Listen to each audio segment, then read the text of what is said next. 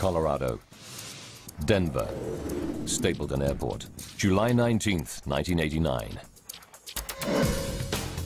Known as the gateway to the Rockies, Denver is the starting point for journeys all over the U.S. 1,300 planes take off from here every day, carrying over 75,000 passengers.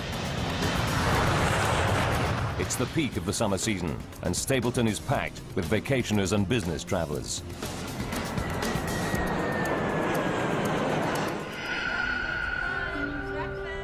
Debbie McKelvey will be among the vacationers flying from Stapleton today. She's taking her children, Devon, age 6, and her son Ryan, who's 7, to a family reunion back in her home state of Pennsylvania. I was going home for 2 weeks with my children, and I was very, very excited about the trip. Debbie is taking advantage of United Airlines Children's Day promotion. Today, kids under 14 can fly for 1 cent, but each must fly with a paying adult.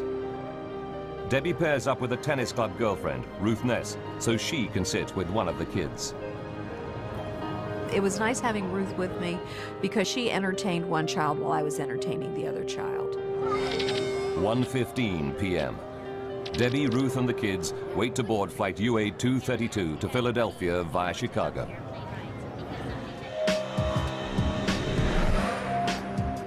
Commanding the flight is Captain Alfred C. Haynes. His cabin staff reported a minor electrical fault in the galley on the previous leg, but engineers have given it the all clear. Captain Haynes is a veteran pilot with 7,190 hours logged in the DC-10. The passengers will be in safe hands today. The DC-10 is a great airplane to fly. I think I was termed an old man's airplane because it's so simple to fly. At this time, in the late 1980s, there are over 400 DC-10s in service. But it's a plane with a troubled history. Windsor, Ontario, 1972. A cargo door blows out on a year-old DC-10, causing severe decompression. The pilots managed to land the plane safely. 2 years later, a door comes off a Turkish Airlines DC-10 flying out of Paris. This time, the violent decompression tears the plane apart in midair. All 346 people on board die. McDonnell Douglas finds the fault and fixes it. But the reputation of the DC-10 never fully recovers. The DC-10 making flight 232 today is in its 17th year of service and has flown over 43,000 hours. So far, without incident. Today should be no different. Jerry Schemmel is Deputy Commissioner of the Continental Basketball Association and a frequent flyer. I was never a nervous flyer. I always kind of enjoyed flying. I took my first flight at age 18. I always enjoyed it. Jerry is flying to Columbus on business with his boss and great friend, Jay Ramsdell. Their original flight is cancelled, but Jay gets a seat on the very next flight. The bad news is there's no seat for Jerry. Jay decides to stay with his buddy and wait for an even later plane. I didn't think much of it at that time. I thought it was a nice gesture. I thought to myself, I hope I would have done the same thing. Finally, after a 6.5-hour wait, Jerry and Jay both get seats on flight UA 232 to Philadelphia. Flight 232 is busy today. It's carrying 285 passengers and 11 crew. Debbie McKelvey boards with her friend and 2 kids. They add to an unusually high number of children on board. 52 in total, thanks to the Children's Day deal. For senior flight attendant Jan Brown Law, lots of children on board means a busy flight ahead. After a 4-day trip, Jan is excited to be heading home to Chicago. I just remember feeling just the energy of this last leg and getting all pumped up to do the service. Captain Haynes, co-pilot Bill Records, and flight engineer Dudley Dvorak run through their pre-flight checks. They taxi out to the runway and await the takeoff clearance. At 2:09 p.m., the three-engine jet flies out of Denver. The morning we left Denver, it was clear skies, beautiful day, nice smooth air, comfortable flight, just a routine flight. Debbie McKelvey sits with her son Ryan, while her friend Ruth is one row behind, looking after her daughter Devon.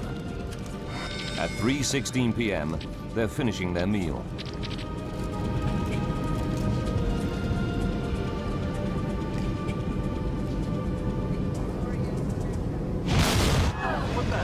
Suddenly, out of the blue, a terrifying blast rips through the plane. The first thing I thought was a bomb has gone off. I really did. I thought someone had planted a bomb, it had been detonated, and we started to drop. The only way I can think to explain it, it's like if you're driving down a highway and you hit a pothole. Jan Brown Law fears it may be a breach in the plane's fuselage. I instinctively sat down on the floor and held on, not knowing if it were a decompression, that everything that isn't tied down securely is going to be sucked out. There's no sign of any visible damage inside the plane. But up in the cockpit, Captain Haynes scans the engine instruments and quickly realizes that his number 2 engine is malfunctioning. I've never had a jet engine fail in flight. Only in the flight simulator, never in flight. But this time, it's happening for real. 3:17 p.m. Captain Haynes' priority is to shut down the problem engine. He's not too worried. The DC-10 can fly comfortably on its remaining 2 wing-mounted engines. Haynes follows the shutdown procedure and cuts off fuel and power to the number 2 engine.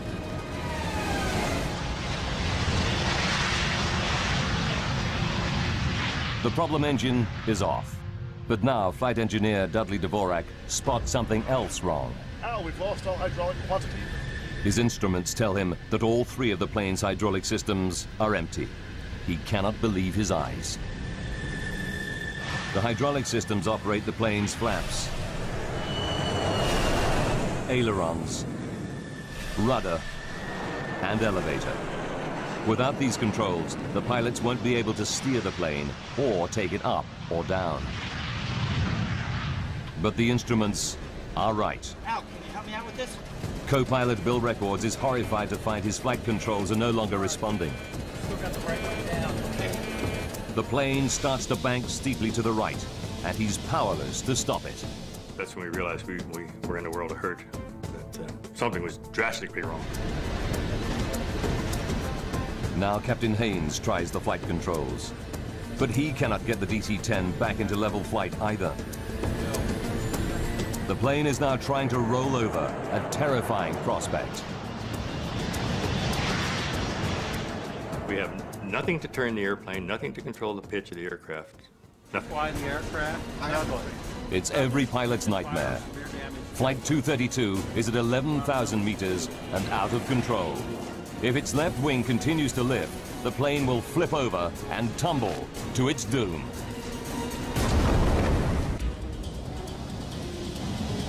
United Airlines Flight 232 is down to 2 engines. Worse still, the plane has lost all conventional flight controls. Despite everything that Captain Haynes tries, the plane seems bent on turning over. Back in the cabin, the passengers feel the plane banking steeply. Now, my son at 7½, he had always been a people watcher. And he looked around and he said, something's not right here.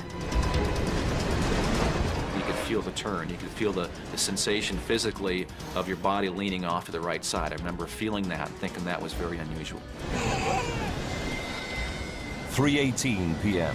The left wing is so high that the plane is in an extremely steep bank. Al Haynes knows that within a few more seconds, it will roll over and tumble out of control. There is just one old aviator's trick left to him. If it fails, Flight 232 is doomed. The first reaction was to just close one throttle and push the other one up, see if maybe that would help. In a desperate bid to restore level flight, Haynes tries adjusting the relative power of the two wing engines. If the right engine runs faster, the airplane will bank left, and vice versa.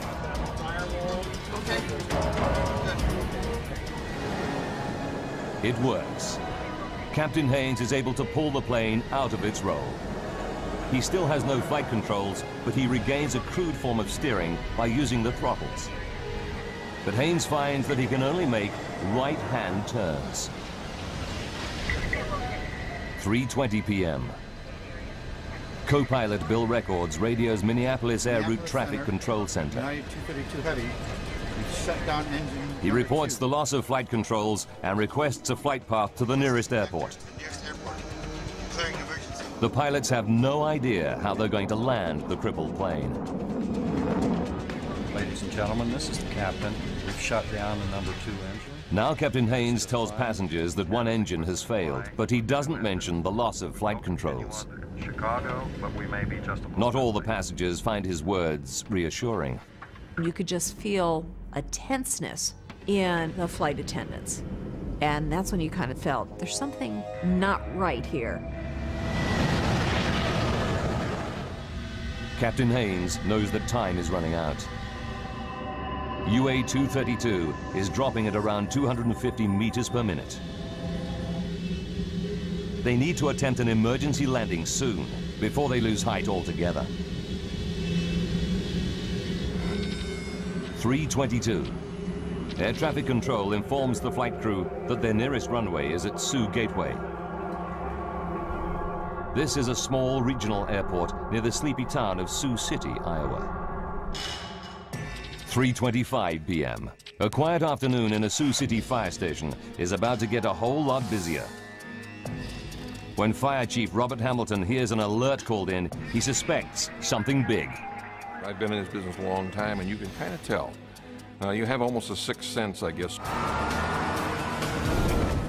Within minutes, the fire chief's hunch is proved correct. UA-232 is heading right for his city. 9 fire trucks race out to their emergency positions on one of the runways. Now Captain Haynes and his crew have to work out how they're going to land the plane with barely any controls. Before they can make a plan, they hit another problem. The DC-10 starts to soar up and then down in a random, uncontrollable cycle. For the pilots, it's like riding a roller coaster through the sky. I have no idea how long we're going to keep that airplane in the sky. Debbie McKelvey feels the plane's erratic motion and fears for her life. Here I have a 6-year-old and a 7-year-old. You start praying, you know, if I'm going to die, please make sure we all go and we all go quick. 3:26 p.m. Captain Haynes calls his senior flight attendant up to the cockpit. When I opened that door, the whole atmosphere hit me. It's the worst crisis possible. The captain tells Jan to prepare the cabin for an emergency landing. As I walked through the first-class cabin, I just could not look anybody in the eye because I was afraid they'd read the fear in mine. Denny Fitch is a DC-10 training pilot, flying home from an instructor session. He knows that something is wrong and offers his help. 3:29. What Denny finds in the cockpit shocks him. It was an amazing scene for me because both the pilots were in fact on the controls. Both of them, their tendons in their forearms were raised from effort. Their knuckles were white from grip. As an expert training pilot, Denny Fitch is ready for any emergency, but he's never seen anything like this before. I was dumbfounded because it was unheard of. As a matter of fact, there was no procedure for it, having no hydraulics. The first thought that came to my mind, to be honest, was that I was going to die that afternoon. Ladies and gentlemen, Captain Haynes now tells his passengers the plane is damaged and they'll be making an emergency landing in Sioux City. this landing's a little different than you're used to. 296 people could lose their lives. Getting this airplane down without crashing will be the ultimate test of pilot skill. Denny offers to help out any way he can. I said, "Captain, would you want me to do your throttles?" And he responded, "Yes, do that." Denny takes over on the throttles, the only controls still functioning. They allow him some degree of steering, but the plane is still only able to make right-hand turns.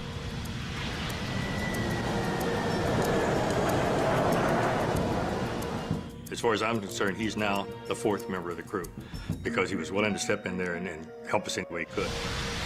3:48. The DC-10 is now 12 minutes from Sioux City Airport, and they're running out of altitude. It's time for the pilots to face an almost unthinkable prospect. In a few minutes, they must attempt to land a 165-ton jet without proper flight controls. The lives of 285 passengers are in their hands.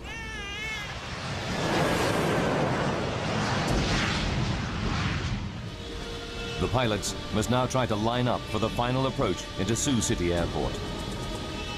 Denny Fitch will attempt to steer the plane and control its descent, all by adjusting the throttles. What's more, the plane can only make right-hand turns. The plan is to make a series of looping turns and hope that as they come out of their final circuit, they're facing the runway. The odds are stacked against them. At 3:50 p.m., Senior Flight Attendant Jan Brown-Law begins her final safety briefing. The passengers were right there in the palm of our hand. There, you could have heard a pin drop. Jan pays special attention to the 4 children too small to have their own seats. You need to get your seatbelt on and cross. Official guidelines are non-specific, but United Airlines procedure at the time is for adults to hold these lap children on the floor during an emergency landing. Jan is anxious about the procedure, but has no option but to follow protocol. It makes my skin crawl to this day to think that I found myself telling passengers, parents of lap children, to put their child on the floor and hold them down. As the flight crew near Sioux City, they are only too aware of what's at stake. You've got 296 lives in your 2 hands. You literally do. And I've never felt so overwhelmingly, responsible for anything in my life. With no brakes, the DC-10 will need a long runway. Air traffic control assigns them runway 31 at 2,700 meters. It's the longest at Sioux City. 3:52 p.m. Denny Fitch puts the plane into its final looping turn. He knows the crippled jet would never be able to regain altitude for a second attempt. This was it. We had to land on that runway. One time, that's all we had. As they emerge from their final loop, the pilots see a wonderful sight. Sioux City Airport, dead ahead. There's just one problem. It's the wrong runway. Here we are, there's a runway right in front of us. We're out of time, we're out of altitude. That's where we're gonna go. Runway 22 is much shorter than runway 31, and it's full of fire trucks and ambulances. It wasn't until probably a couple of minutes at the most that we had a change in that the runway was actually shifted then from 1331 to runway 22. 3:59. Fire trucks race out of the path of the plunging DC-10.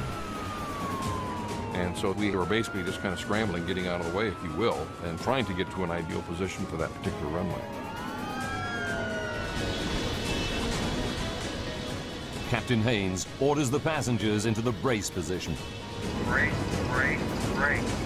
The minute we said brace, it was like a breeze going over a field of wheat. Everybody in the cabin disappeared from sight to go into their brace position. I kept thinking, this is it. And I actually made my son shut the window shade. And I thought, we don't need to see, the end as it's coming.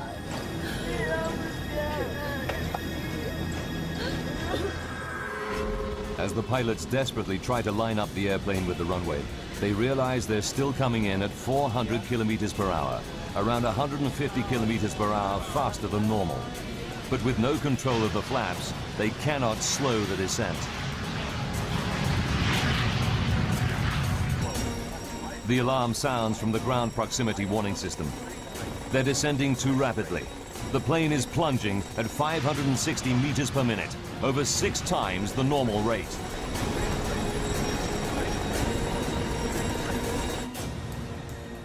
Down on the ground, a local news crew races into position to cover the crash landing. Not gonna be pretty. 4 p.m. Just seconds from landing, the nose and right wing drop. If they come in at this angle, the plane could break apart.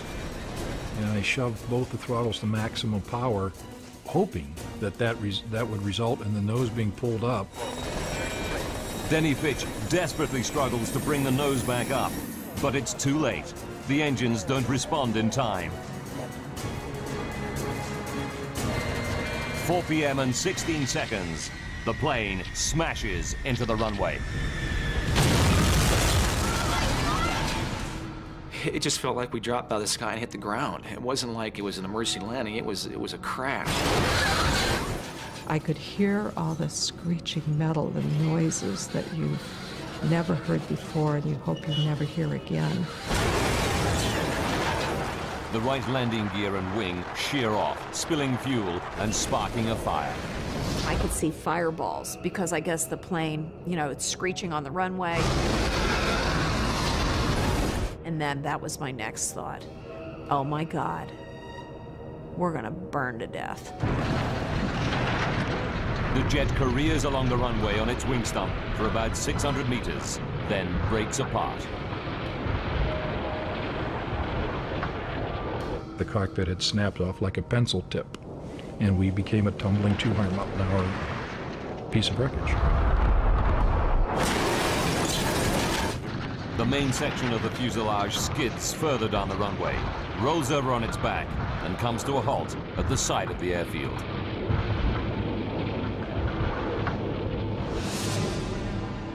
The plane is split into 3 main pieces: cockpit, tail section, and middle passenger section. Dozens of surviving passengers flee the burning cabin. Fire trucks and ambulances race to help them. Emergency workers arrive to an horrific scene of dead and injured passengers.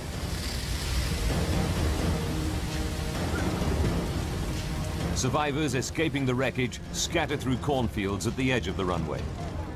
Debbie and her son Ryan are among them. I grabbed my son and we started running and running. And I had no idea where we are. Some of the children and babies held on the floor before landing are missing. The violence of the crash tore them from their parents' grasp. One grief-stricken mother confronts flight attendant Jan Brown-Law. And she just looked up at me and she said, "You told me to put him on the floor, that it would be all right." And I thought, I'm going to live with those words for the rest of my life. The child, 23-month-old Evan Zhao, tragically died in the burning jet. In the chaos of the crash, Debbie McKelvey and her son Ryan managed to get out of the wreck. But she can't see 6-year-old daughter Devon anywhere. So then you start really thinking, why didn't I have both of them? And it's just a horrible, horrible sinking feeling. Jerry Schemmel escaped the cabin unhurt. But now he hears a baby's cries. Despite the choking fumes, he ventures back inside the burning aircraft. I didn't think if I go back in, the thing will explode or I might not find my way back out. I just reacted. I heard the cries of baby, and the next thing I know, I'm back inside the aircraft. As the central cabin section burns, it starts to fill with toxic fumes. Smoke like this can kill in minutes.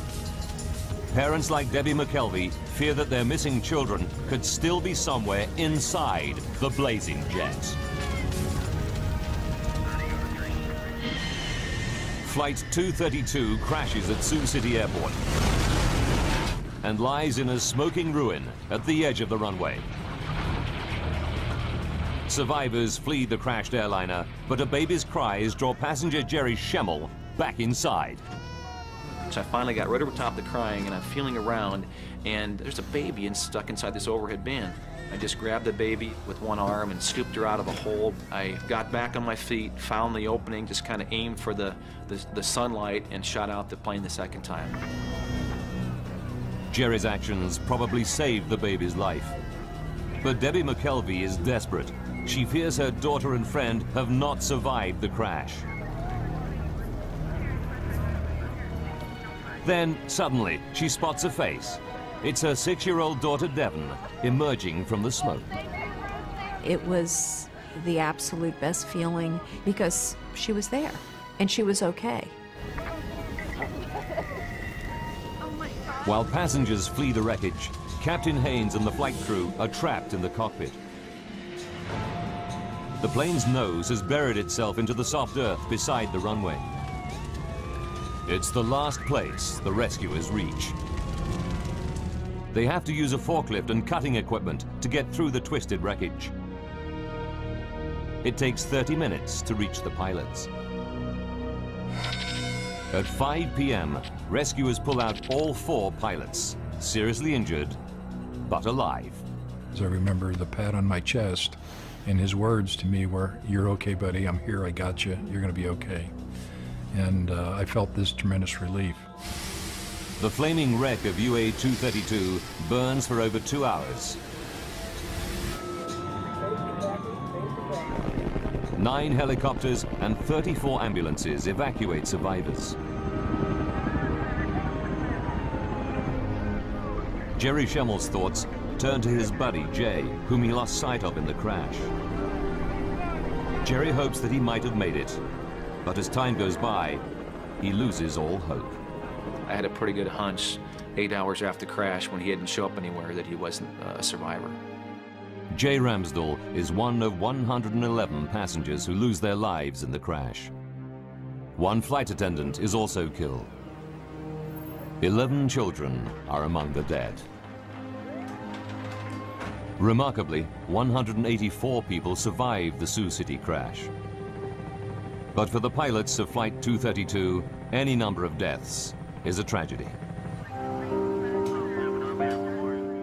Training pilot Denny Fitch learns how many died when his wife visits him in hospital.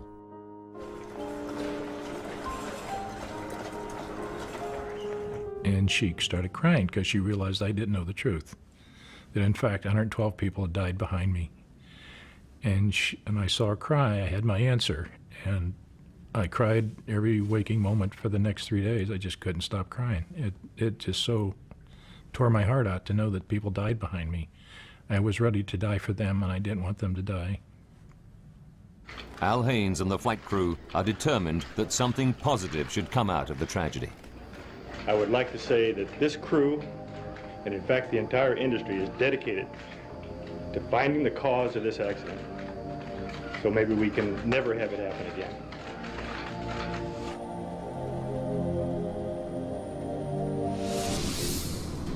The National Transportation Safety Board, or NTSB, dispatches an investigation team to Sioux City.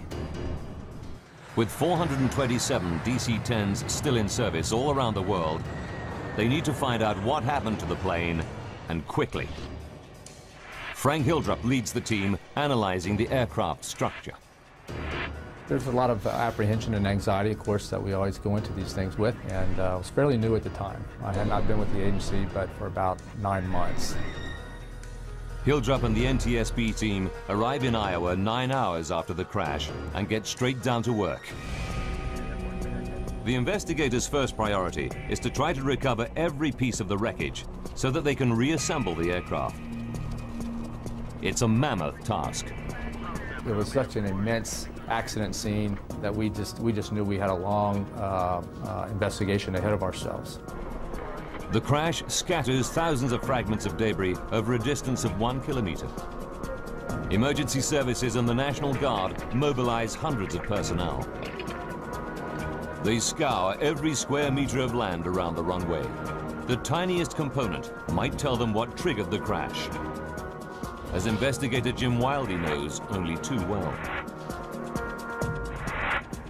If you want to understand how the airplane came apart, If you want to understand the interrelationships of various pieces, it is very useful sometimes to put the structure back together. Investigators interview the 4 pilots to explore the bizarre loss of controls they reported during the flight. Now we've lost all hydraulic pressure.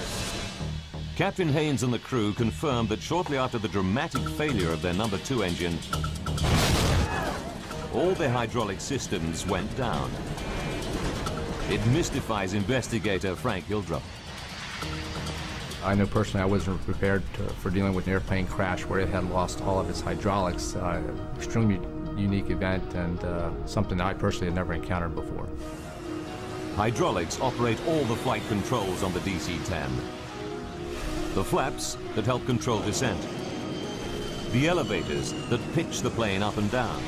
The rudder that steers it. The ailerons that make it bank. Pressurized fluid inside hydraulic lines operates these mechanical controls. There are 3 separate and independent hydraulic systems.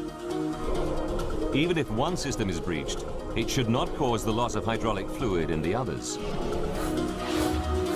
To lose fluid from all 3 systems at once is almost impossible. Experts put the odds at 1 billion to 1. Then, an unexpected find. Farmers 90 kilometers from Sioux City report aircraft wreckage scattered on their land.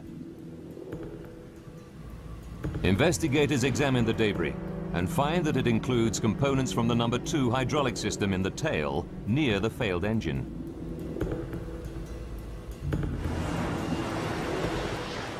The team can calculate from the plane's flight path exactly when these parts fell. They discover it happened at 3:16 p.m., the same moment as the loud bang and the engine failure. What the heck? What was that? Everything points to a catastrophic event inside the engine, which then damages the hydraulic systems.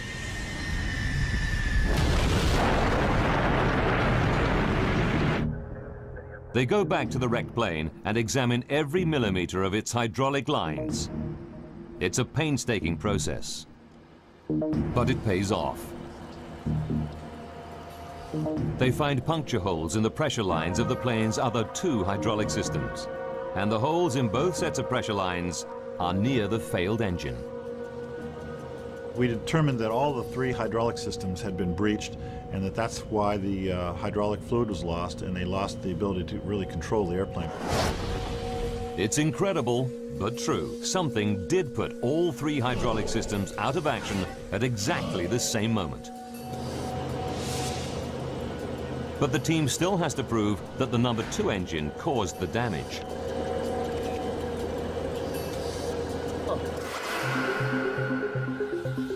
They inspect the puncture holes with a scanning electron microscope and find minute traces of titanium.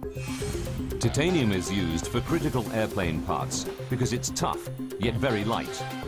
On the DC-10, the only titanium anywhere near the tail section is inside the number 2 engine.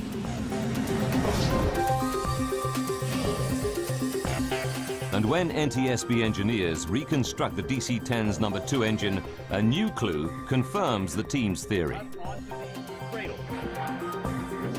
We learned that a major portion of the number 2 engine in the tail of the airplane had come apart and was missing. The missing part is the fan disc, the massive central hub of the engine's fan assembly. It's made of titanium. Investigators are starting to get a picture of what caused the bizarre loss of controls aboard flight UA-232. 44 minutes from disaster. The loud bang that crew and passengers hear is the 170-kilogram fan disc fracturing. The broken fan disc bursts through the engine housing. The blast fractures a section of the number 2 hydraulic system. But in a piece of catastrophic bad luck, fragments also puncture lines in both remaining systems. Mark 0 on all 3. I'm sure.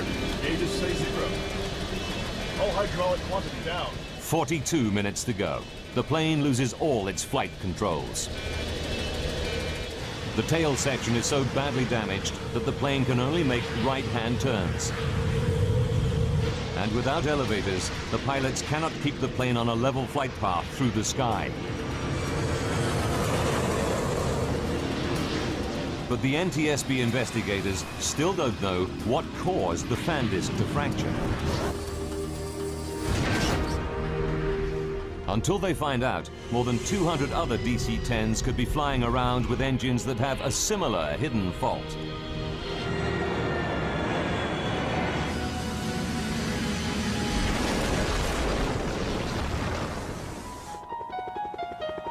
They must locate and examine the missing pieces of fan disc.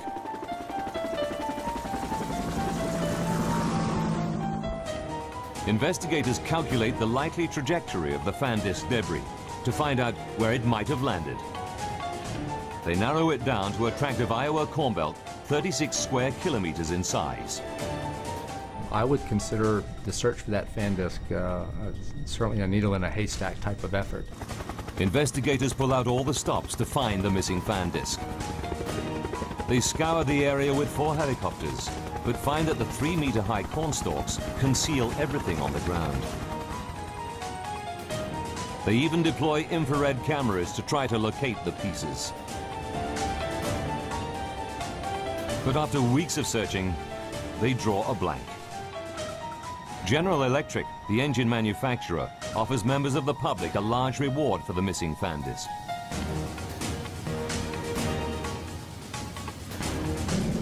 But there's still no sign of it.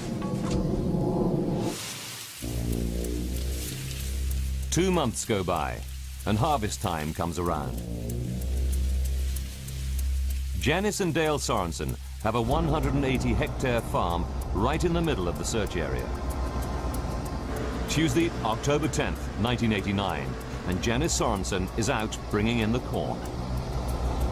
As I was combining, I felt a little resistance on the front of the combine, and I backed it up and then put it in neutral and got out and looked, and I knew immediately that this was the piece they were looking for.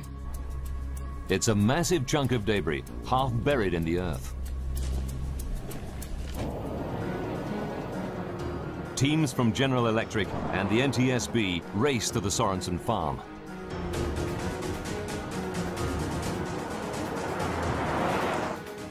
Dale and Janice help investigators dig out the piece of wreckage. This is the Sorensens' own video footage of their find.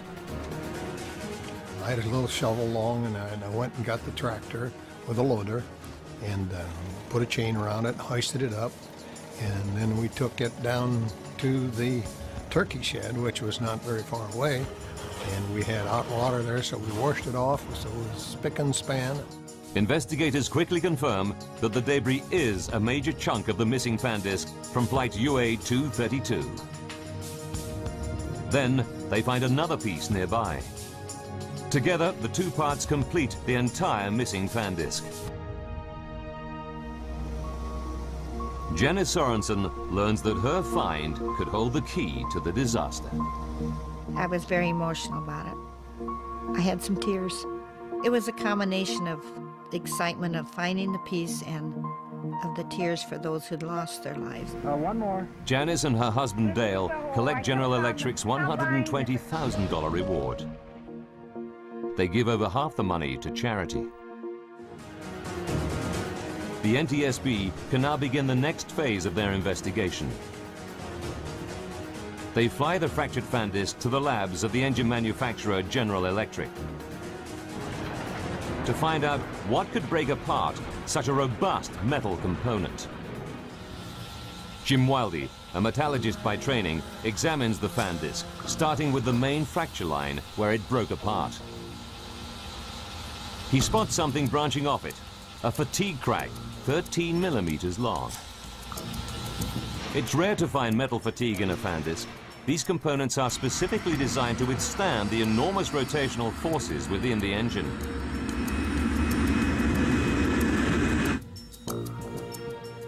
Then, at the base of the fatigue crack, Wildy sees a tiny cavity. The size of it was maximum in any one direction was about 50 thousandths of an inch. As he scans the cavity more closely, he sees that the metal around it looks discolored. He takes a sample from this suspect area for testing. What he discovers will shock the investigation team and rock the aviation industry to its core.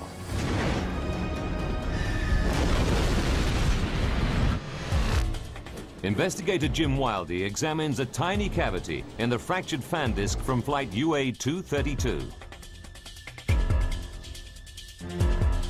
What he finds stuns him. Around the cavity, there is an impurity in the titanium alloy. It's called a hard alpha inclusion, a brittle defect smaller than a fingernail. Analysis reveals that it was caused by excess nitrogen during the forging of the metal ingot. The fan disc in the DC-10 was made from titanium that harbored a fatal hidden defect.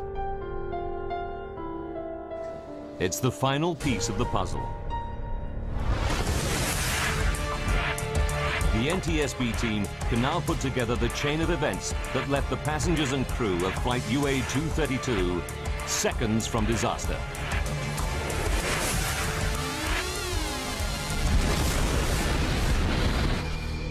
As the DC-10's fan disc rotates at 3,800 RPM, the huge stresses initiate a minute crack in the defect. With every flight, it grows fractionally bigger. July 19th, 1989, 44 minutes from disaster. The fan disc has been in service for 15,503 flights over 17 years. The crack reaches 13 millimeters in length. The faulty fan disc can no longer cope with the stresses imposed by its rotation. It shears in two. The damage it causes makes the DC-10 virtually unflyable. For the next 40 minutes, the pilots struggle to control the plane.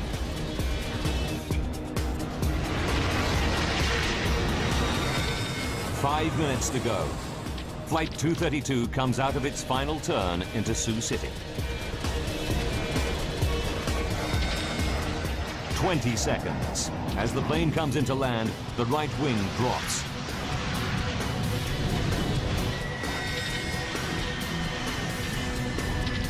Disaster strikes.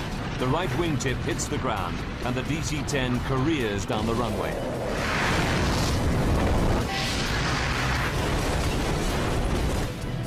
A $21 million jet weighing 165 tons is brought down by a tiny metallic floor. For the NTSB investigation team, there's a terrible twist to the tragedy.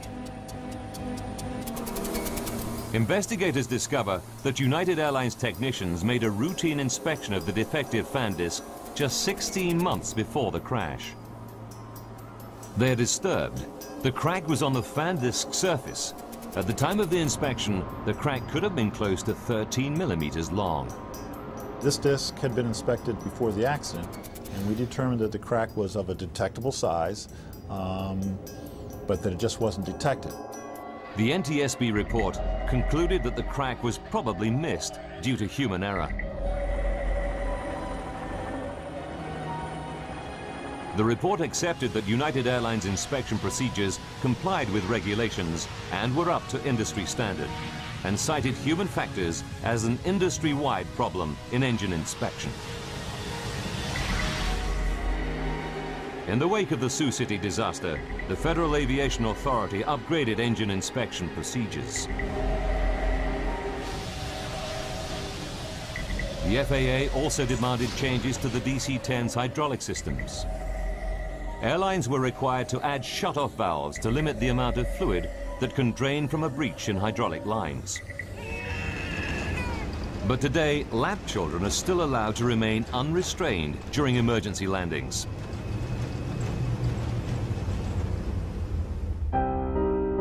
Ever since the crash, Jan Brown Law has campaigned for all children to have allocated seats and safety restraints on airplanes. She has never forgotten the young boy, Evan Zhao, who lost his life on her watch. Evan would be 17 years old today had he been in a seat.